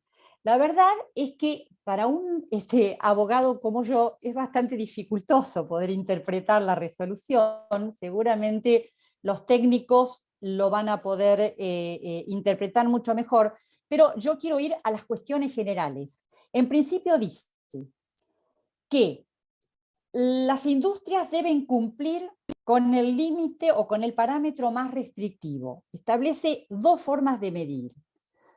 Primero, un límite de carga máxima y luego un límite de carga, primero un límite de parámetros de vertido y luego un límite de carga máxima que está establecido en el anexo B. Ese anexo B tiene un límite especial para la DBO, de acuerdo a la zona donde esté ubicada la industria. ¿Por qué lo hace así? Porque la resolución interpreta que en la cuenca alta hay menor contaminación que en la cuenca baja, entonces se establece 3 etapas para el saneamiento del río. Un corto plazo de 5 años, un mediano plazo de 5 a 13 y un largo plazo de 13 a 18. ¿Y qué establece? Que los límites que se van a exigir para el corto plazo son aquellos límites que permitan que el río alcance un nivel de calidad 4 que permite la recreación pasiva sin contacto. Luego, los límites se van a ir haciendo más exigentes en cuanto a la posibilidad de volcar carga máxima al río, porque en el mediano plazo, a partir de la vigencia de esta resolución 283, o sea, de 5 a 13 y luego de 13 a 18, que es el largo plazo, deberá ir lográndose que el río tenga una aptitud para tener una actividad recreativa en contacto con el agua.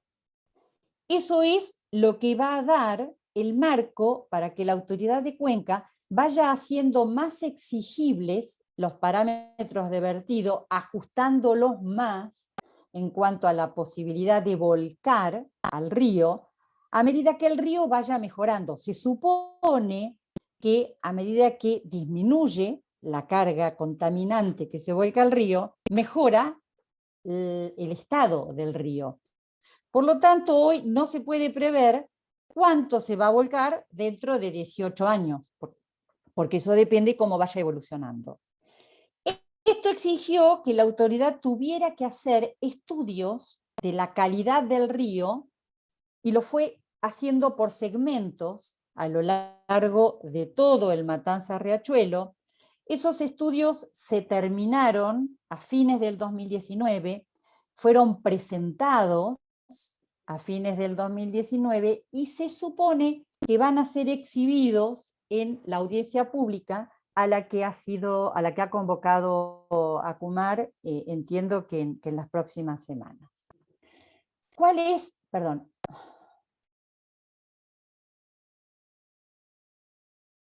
aquí está. ¿Cuál es el aspecto que ACUMAR considera más crítico?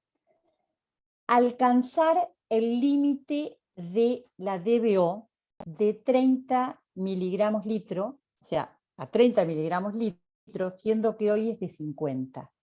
Esto que yo puse entre paréntesis es lo que el límite de vuelco, el límite admisible para el vuelco que está establecido en la resolución 1 del 2007.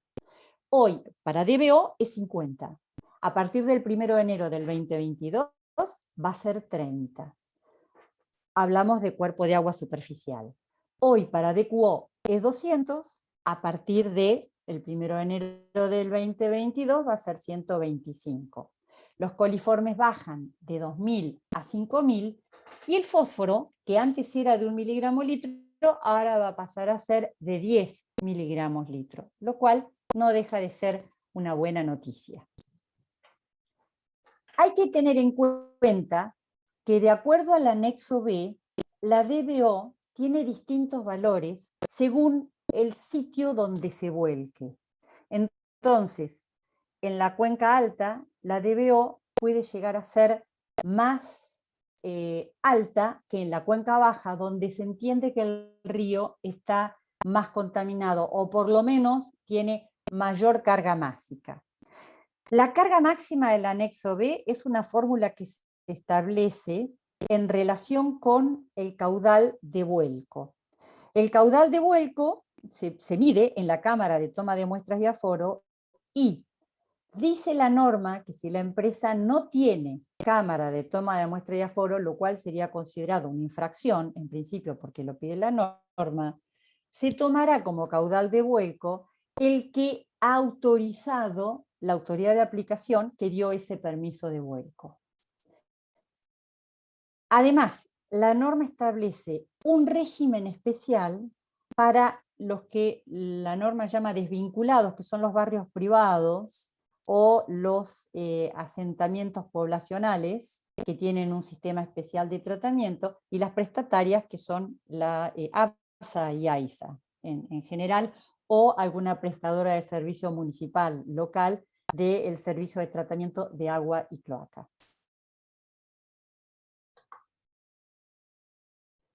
Eso en cuanto a los límites de vertido. Luego, me interesa poner de relevancia la resolución 297 del 2018 en relación a la obligación de empadronarse. ACUMAR, desde el año 2010, que tenía la obligación de empadronarse, y luego un reempadronamiento anual. Por causas que no viene al caso establecer acá, ese reempadronamiento durante mucho tiempo no se pudo hacer, hasta que en el año 2018, a través de la resolución 297, se creó un nuevo registro de establecimientos y actividades de la cuenca Matanza-Riachuelo con la obligación de empadronarse. Ya no se habla más de reempadronamiento porque se le dio la baja al registro anterior. ¿Quiénes están obligados a empadronarse? Los establecimientos industriales, comerciales, de servicio, las actividades en general, y la resolución tiene un anexo donde se establece por código de actividad todas aquellas actividades que están exceptuadas. El criterio ha sido un criterio similar al que en ocasiones ha tomado OPDS para establecer quiénes están obligados o no a cumplir o a solicitar determinados permisos, teniendo en cuenta que aquellos que no tienen impacto ambiental o aquellas actividades que son de baja complejidad, entonces no deben empadronarse porque se consideran que no es relevante en cuanto a la acción que pudieran tener dentro de la cuenca, o sea, no tienen un impacto ambiental significativo. Pero es importante chequear primero si no se está exceptuado, si alguien tiene dudas, en anexo 1 que está incluido dentro de la resolución. ¿Qué sucede con el empadronamiento? A través del empadronamiento, ACUMAR le va a dar al establecimiento lo que se llama la CURT, que es la clave única de reordenamiento territorial.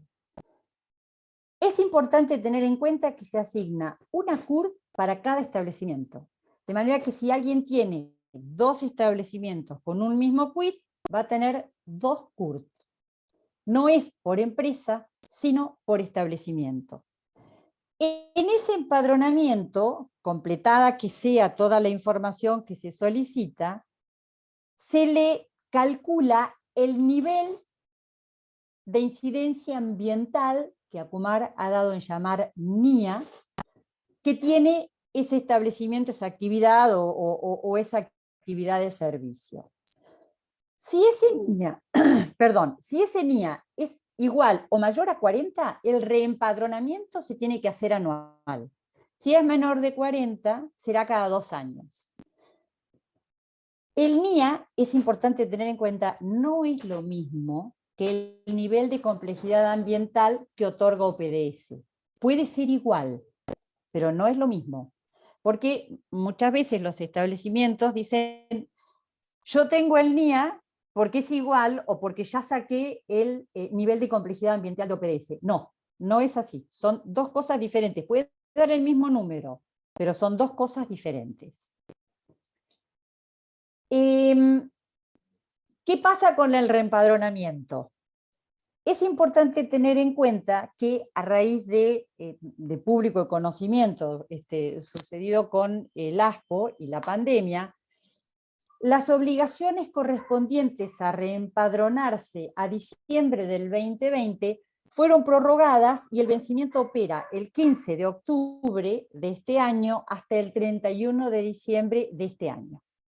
Eso para los establecimientos que tienen un NIA de 40 o más, ¿sí? Porque sería el primer reempadronamiento, porque la vigencia empezó a partir del 31 de enero del 2019, o sea que recién ahora estarían reempadronándose los que tenían 40 o más.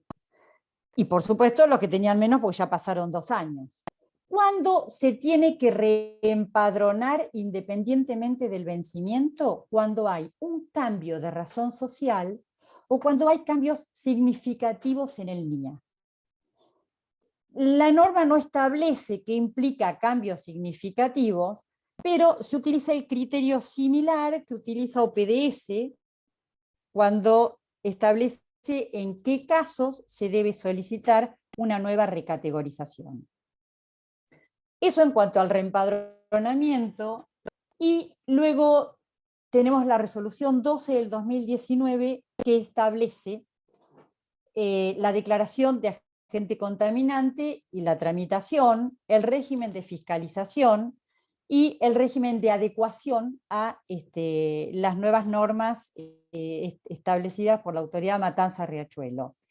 En líneas generales, yo destaqué como lo más importante de todo la obligación de declarar cuando una industria tenga que realizar alguna actividad o alguna prueba que podría producir alteraciones o alarmas significativas en los vecinos, o que podría tener alguna incidencia ambiental importante, tiene que informar previamente de esa actividad a la ACUMAR, bajo, por supuesto, sanción de multa.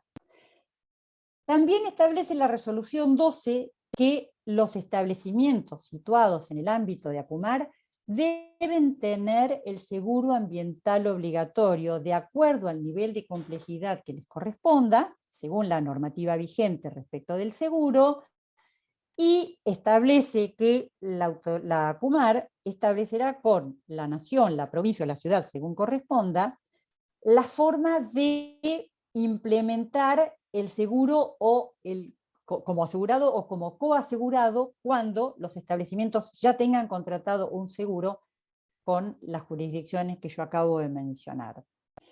Quiero dejar claro que si bien la norma está vigente, otra cosa diferente es que el organismo lo pida o no lo pida.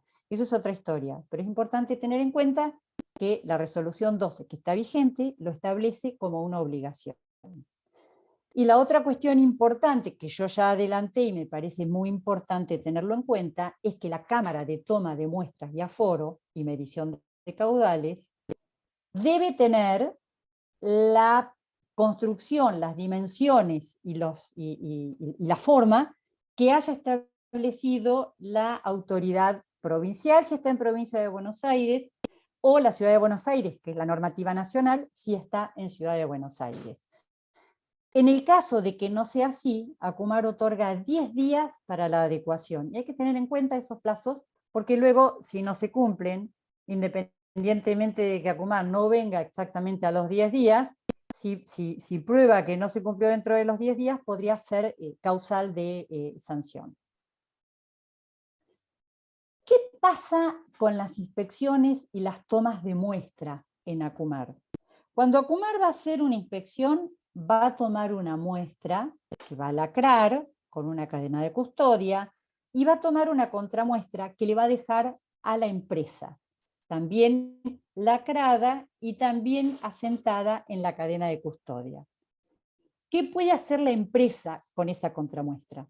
La empresa la puede hacer analizar si está en Ciudad de Buenos Aires por un laboratorio registrado en el RELADA, que es el registro de laboratorios de la ciudad, si está en provincia por un laboratorio registrado en OPDS, aprobado por OPDS, y luego, con esos resultados, si lo considera conveniente, presentarlos en ACUMAR para su defensa, los puede utilizar para su defensa. ¿Qué hace ACUMAR con esos resultados? La norma dice que en caso de que haya divergencia entre los resultados obtenidos por ACUMAR en ese análisis de efluentes líquidos y los resultados obtenidos en la contramuestra por parte del administrado, ACUMAR puede solicitar un informe a cada uno de los laboratorios. Es decir, al laboratorio donde hizo ACUMAR su análisis y al laboratorio donde el particular hizo su propio análisis, para que informen acerca de por qué dan distinto.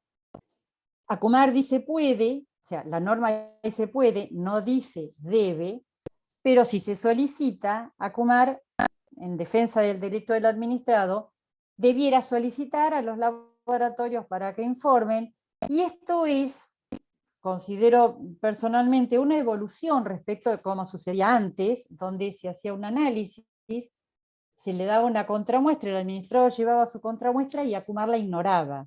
Hoy la empresa tiene esa posibilidad, y es importante que eso se tenga en cuenta si fuera necesario ejercer alguna defensa. Bueno, por supuesto, tiene las facultades de clausura preventiva, que las asume la resolución 12 porque ya se las da la ley, y si los efluentes dan fuera de parámetro, la empresa puede ser declarada agente contaminante. Y se establece la obligación de incluirse en un registro de agentes contaminantes y de presentar un plan de adecuación. Que el plan de adecuación puede ser, de acuerdo a la gravedad de la causa que haya dado origen a la declaración de agente contaminante, un breve plan de 30 días, uno de 6 meses o bien uno de 1 año. Ya no es como antes, donde todos, por una mínima desviación o por una causa gravísima, tenían que presentar un plan de reconversión que tenía que durar necesariamente 1 año, y a todos se les pedía lo mismo. Hoy, según la causa que promovió la declaración de agente contaminante, entonces se va a establecer la complejidad del plan de reconversión que se tenga que presentar. En cuanto a en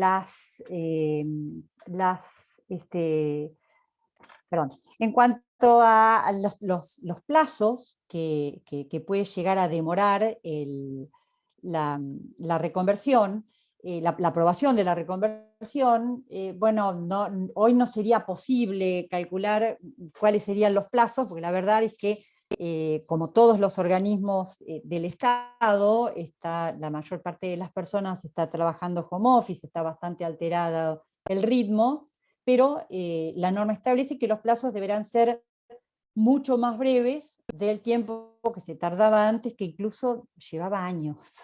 Hay empresas que llevan años y años esperando que terminar el plan de reconversión, y a pesar de que ya han presentado todo, esperando que se les dé el levantamiento y la definitiva reconversión, cosa que todavía no ha sucedido. Bien, esto en cuanto a ACUMAR. Ahora vamos a hacer un breve panorama relacionado con la normativa nacional. En principio, vamos a explicar brevemente las normas de presupuestos mínimos, y de esas, cuáles son las que tienen mayor incidencia sobre las empresas, sobre todo en la actividad diaria, ¿no? Dentro de las normas de presupuestos mínimos, bueno, por supuesto, la de envases vacíos de fitosanitarios, que ha traído no pocos conflictos a raíz de algunas inspecciones que se han realizado el año pasado y en el curso de este año, siendo para nuestro país la primera norma vigente que establece la responsabilidad extendida del productor en un sistema de gestión de envases. La ley 25612 de residuos industriales y actividades de servicio, que no es una ley muy usada, pero que sin embargo está vigente y hay que tenerla en cuenta a la hora de gestionar los residuos. Y el resto de las normas, la verdad es que no tienen una... Bueno, por supuesto la Ley General del Ambiente, que ya todos lo conocemos, porque en el artículo 22 establece la obligación de contar con un seguro ambiental, además de las gestiones generales de preservación del ambiente a las que está sujeta toda la empresa. Y el resto podemos pasarlos en virtud del tiempo. Luego tenemos normas que son nacionales, pero que, como no son de presupuestos mínimos, no aplican directamente ni en la provincia ni en la ciudad, sino que aplican en aquellos ámbitos donde la actividad se desarrolle en una jurisdicción federal. Aire, áreas protegidas, que no nos interesa demasiado. Yo esto lo voy a ir pasando rápidamente, lo puse solamente a título informativo, porque no sé, Laura, si después estas presentaciones van a quedar colgadas o no en la web, o se van a Sí, compartir de alguna manera. sí, lo Por vamos eso, a colgar de la web. perfecto, por eso las puse a título informativo para que las empresas puedan acudir cuando lo necesiten. De este listado, la Ley de Residuos Peligrosos, que es la 24051, es una norma nacional, seguramente lo explicó Santiago el día de ayer, cómo funciona en relación a las normas de presupuestos mínimos, pero es una norma que es muy, muy utilizada por las empresas situadas sobre todo en el área del AMBA, porque por imperio de esta norma es la que establece que cuando un residuo peligroso se genera en la ciudad de Buenos Aires y luego va a ser tratado en otra provincia, la empresa tenga que solicitar su certificado de aptitud ambiental en el Ministerio de Ambiente como condición para poder transportar y tratar su residuo en otro sitio. Por eso es que la he puesto, y porque además la ley 24051 y su decreto reglamentario es una norma a la cual se han adherido muchas provincias, y resulta ser entonces en muchas provincias la norma que aplica en cuanto a gestión de residuos peligrosos. Luego tenemos la Ley de Evaluación de Impacto Ambiental exclusivamente para aprovechamientos hidroenergéticos y producción orgánica, que es una ley que a mí personalmente me gusta mucho, por eso la puse. Y el otro aspecto, y el último, que quiero destacar en esta presentación, es la gestión de los efluentes líquidos para aquellos establecimientos que están en el área del AMBA. ¿Y por qué lo quiero poner? Porque las industrias que están instaladas en el AMBA y que vuelcan efluentes líquidos tienen un montón de patrones, un montón de jefes. Porque, por ejemplo, para un establecimiento que está ubicado en Lanús, en el ámbito de Acumar, tiene que cumplir con lo que dispone el Ministerio de Ambiente de la Nación, tiene que cumplir con lo que dispone Acumar y tiene que cumplir con lo que dispone la Autoridad del Agua. Acumar, ya vimos que es una ley que tiene carácter interjurisdiccional y de la cual no se puede uno escapar. La provincia de Buenos Aires, por supuesto que es de aplicación obligatoria, porque así lo establece la Constitución en el artículo 124, pero nos queda flotando como en una nebulosa las facultades del Ministerio de Ambiente de Nación para controlar efluentes líquidos. Quiero aclarar que hoy es obligatorio y que hoy, si va una inspección del Ministerio de Ambiente de Nación, la empresa está obligada a dejarlos pasar y permitir la inspección y el control, porque la norma está vigente y así lo establece. Sin embargo, durante mucho tiempo, tanto el Ministerio como la provincia han tratado de ponerse de acuerdo a ver de qué manera se puede evitar esta superposición. Hasta el momento no se ha llegado a ninguna solución. Por eso es que yo lo puse de relevancia, porque muchas veces hay una confusión entre quienes dicen, pero si yo tengo la carpeta técnica aprobada en la Nación, normalmente, y por una cuestión de confusión y de historia, se asocia la jurisdicción de la Nación al Instituto Nacional del Agua, el INA.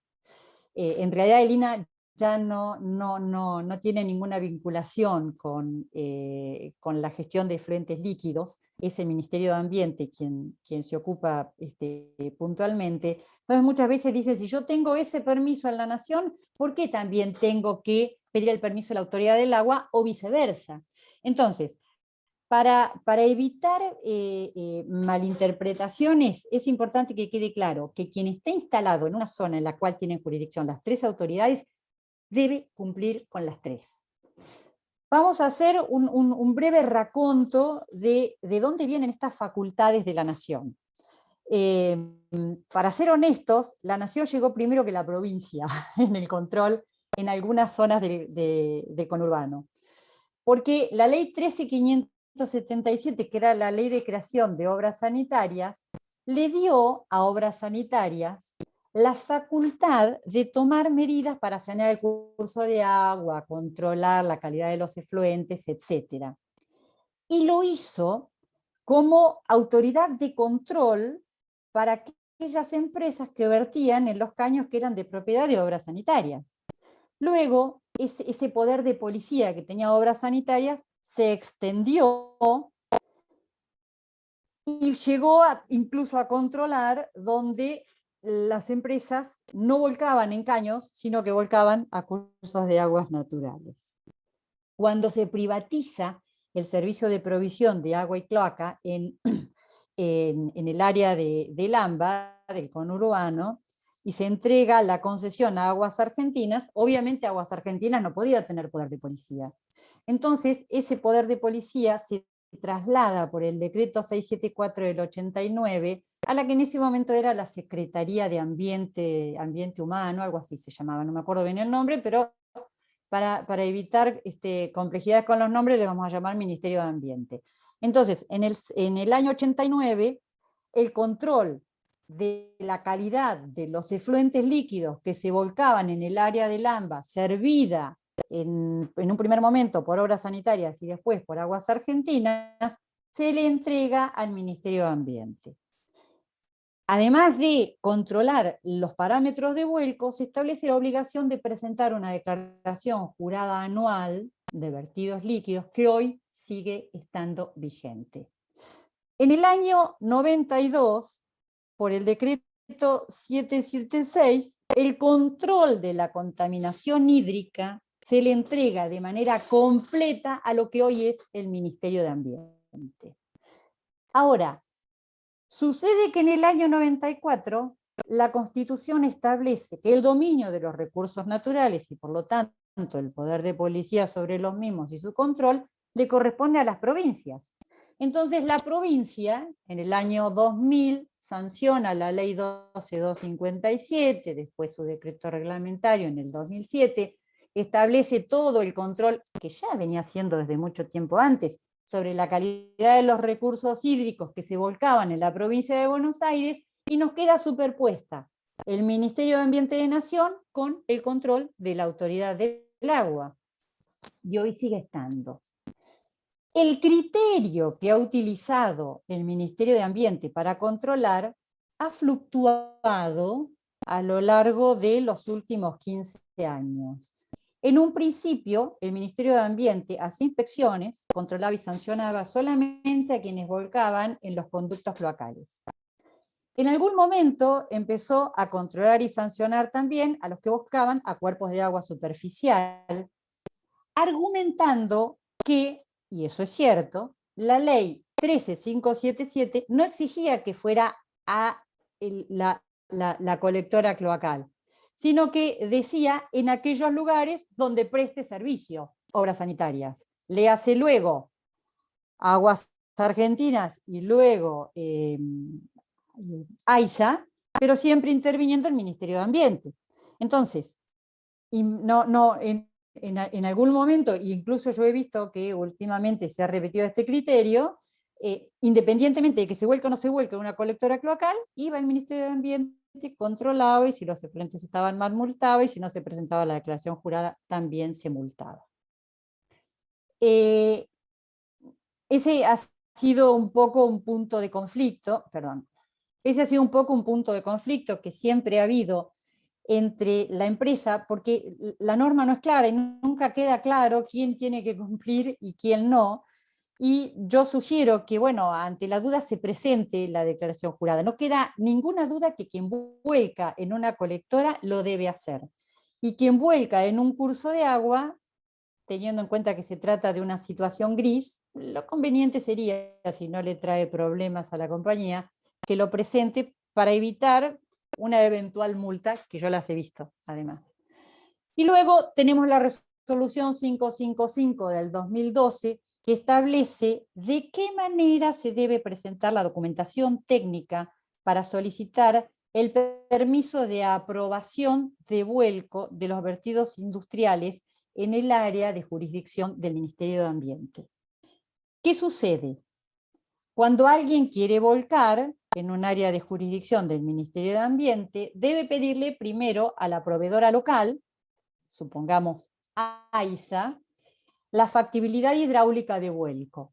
Si AISA le dice que sí, entonces debe realizar la documentación técnica donde establece cómo van a ser los sistemas de tratamiento, de qué manera va a tratar los efluentes, ya se trate de ciudad o de provincia, lo presenta en el Ministerio de Ambiente de Nación, el Ministerio de Ambiente de Nación, a través del organismo técnico que corresponde, aprueba, notifica, y a partir de ahí entonces tiene la aptitud técnica para el vuelco aprobada, lo que se llama la carpeta técnica, teniendo entonces la obligación de cumplir con los límites de vuelco que establece el Ministerio de Ambiente, y además con la declaración jurada anual, que como ya dije, habitualmente se presenta en el mes de abril y que ahora ha sido también prorrogada la obligación en virtud del ASPO.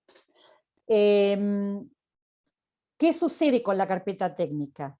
Cuando se presenta la carpeta técnica y se aprueba, el Ministerio de Ambiente le notifica a la empresa que está aprobada y que tiene que presentar los análisis de calidad de los efluentes para establecer que efectivamente el sistema de tratamiento está funcionando bien. Y aquí hay que tener mucho cuidado con un detalle que para el Ministerio es muy importante, y es que tiene que avisar con un plazo de anticipación, que es de 30 días, cuándo va a ir al laboratorio que tiene que contratar la empresa a tomar la muestra para ver si están dando bien los efluentes y luego obtener el permiso.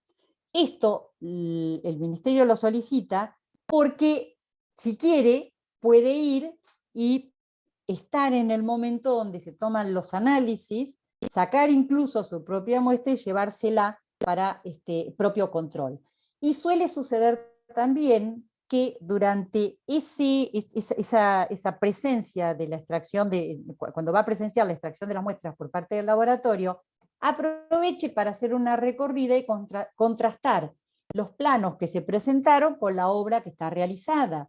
Y hay que tener en cuenta que si no coinciden perfectamente, se le va a pedir una rectificación. Esto lo hago a los efectos del orden práctico, para que cuando se decida llamar al laboratorio a tomar la muestra, porque se considera que ya se terminó con todo, hay que tener en cuenta que lo que dice en el plano tiene que ser exactamente igual a lo que está en planta. Si no, se atrasa el trámite. Bien, hasta aquí entonces la presentación. No sé si tienen alguna duda, estamos a disposición para poder contestarlo. Muchas gracias. Susana, muchas gracias. No quería interrumpirte antes para no entorpecer tu exposición porque son muchos temas. Así que ahora voy con unas preguntas que nos hicieron. ¿Cómo juegan la ley de presupuestos mínimos 25.612 y la 24.051? Muy buena pregunta. Era reemplazar la segunda y eso está en resolución judicial. No. Son dos normas esencialmente diferentes, si bien tratan sobre un mismo tema. La ley de presupuestos mínimos de residuos industriales y actividades de servicio es de aplicación obligatoria en todo el país, no es de aplicación obligatoria en todo el país, excepto que los residuos se generen en una provincia y se lleven a otra. Que los efectos del residuo generado en una provincia se transmitan a otra, por ejemplo, por un derrame. Por ejemplo, residuos gaseosos peligrosos que se emiten en una provincia y se trasladan a otra. Ahí sí aplica la 24051. Si es un territorio federal o si la provincia expresamente, como Entre Ríos, tiene una ley que dice yo me adhiero a la ley nacional. Entonces, hoy, en la provincia de Buenos Aires, ¿quién está obligado a cumplir con la 24051? Si genera en la provincia de Buenos Aires y trata en Córdoba, por ejemplo. ¿Qué otro ejemplo di? ¿Quién está obligado a cumplir con la 24051 en la ciudad de Buenos Aires? Si genera en Ciudad de Buenos Aires y trata en Córdoba. ¿Quién está obligado a cumplir en la provincia de Buenos Aires con la 25612? Todos. Porque es una norma de presupuesto mínimos. Dentro de la norma de presupuestos mínimos quedó derogado el capítulo penal, por eso el capítulo penal de la 24051 sigue estando vigente y no fue derogado por la 25612. Es la única parte que continúa vigente y por ser una norma de carácter penal aplica obligatoriamente en todo el país, porque las normas penales son de fondo. Las normas de fondo son de aplicación obligatoria en todo el país. Y yo quería hacer algo que se me pasó en el interés por cumplir con el plazo, en relación a la ley de presupuestos mínimos de envases fitosanitarios. Solo quería comentar que desde nuestra casa se ha impulsado durante mucho tiempo normas de responsabilidad extendida del productor en relación a envases, y que para nosotros, desde nuestra querida UIA, es muy importante que esas normas sigan el esquema de la ley de fitosanitarios, que es la implementación de la responsabilidad extendida del productor, o sea, la participación del responsable de poner un envase en el mercado en la gestión de recupero postconsumo, evitando todas aquellas normas que limiten la participación del productor a poner dinero, porque la responsabilidad extendida del productor, bien entendida, no se limita solo a poner dinero y olvidarse del tema. La responsabilidad extendida del productor es controlar, luego de que ese envase es puesto en el mercado y es consumido, controlar una adecuada recuperación y poder intervenir y garantizar en la recuperación de los materiales y el cumplimiento de las metas que establecen las normas. Era eso nada más que se me pasó cuando hablé de la ley de fitosanitarios. Después hay otra pregunta que es una buena sugerencia, pero creo que es para que vos opines al respecto, Susana. ¿Sería factible proponer que una vez que ingresa la carpeta de la empresa al Estado, el sistema público facilite el acceso de la misma a todos los organismos involucrados? Sería una integración de trámites, controles digitales. Sería maravilloso. La provincia de Buenos Aires implementó un sistema integrado de trámites que funcionaba fantástico y era la panacea de todas las empresas, porque presentaban algo y las autoridades estaban todas al tanto de lo que se había presentado. Eso sería maravilloso. En algún momento, pero hace mucho tiempo, la Nación y la provincia habían acordado la remisión de las carpetas técnicas para que, sin perjuicio de las competencias que pudiera desarrollar la Nación, el trámite se concentrara en la provincia. Eso sería muy bueno. La verdad es que desde la UITBA se ha propuesto muchísimas veces esto de poder unificar los trámites. Nunca hemos tenido suerte. En el año 2018 incluso el Ministerio de Ambiente hasta preparó un decreto que después no prosperó, yo no sé por qué, pero no prosperó, modificatorio del 674 y el 776, donde delegaba o cedía la competencia que pudiera tener a la ciudad y a la provincia.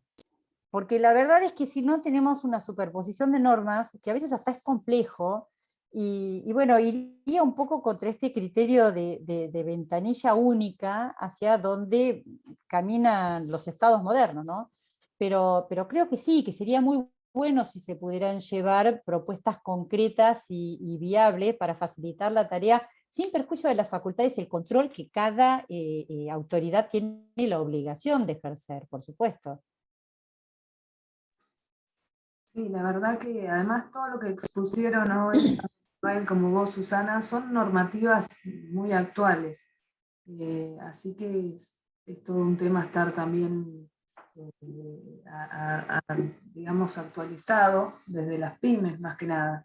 Nos quedaron otras provincias también en normativas que son tan complicadas como la provincia de Buenos Aires, Sí. pero nos quedamos sin tiempo. pero creo que es Bueno, vamos a hacer para seguir haciendo un nuevo talleres. evento. Vamos Sí. a hacer un nuevo evento, Laura. Sí. Incluso creo que sería bueno ponerlo anual o bianual para todas estas normativas.